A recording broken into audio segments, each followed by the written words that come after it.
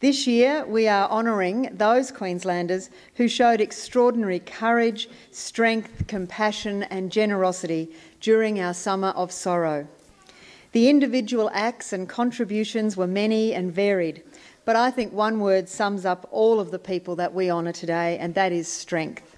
In March, I invited Queenslanders to nominate Queensland disaster heroes from their own communities, because it's friends, families, neighbours and communities who know who are the most deserving of special recognition by their peers. The people of the Lockyer Valley know all about strength in adversity.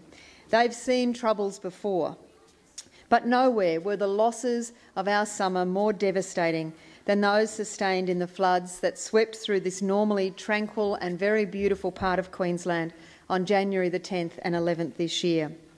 During these disasters, we saw Queenslanders at our best. Queenslanders determined to overcome all that had been thrown at us, to face the very worst and not be overwhelmed by it. Determined to find the strength that we are famous for and to harness that great Queensland spirit, those who, despite suffering losses themselves, offered their time, their labour, their materials, their equipment for nothing and worked for days to clear debris, to feed people, to offer shelter and to offer comfort. Each of our heroes remind us of who we are. We are Queenslanders and I salute every one of you. Thank you. When the Bureau of Meteorology put on its website and released an emergency warning that described the approaching Cyclone Yasi as more life-threatening than any experienced by recent generations, I think we all understood that we were in for something really, really tough. In the wake of the cyclone, one young man lost his life and the lives of many others were very badly shaken. From Silkwood to Cardwell, 35% of properties have suffered some kind of damage.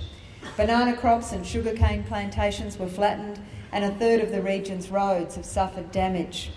Those who lived through this terrible cyclone speak of the fear and the terror that they experienced on that night. The heroes that rose up helped to protect us and to get us back on our feet.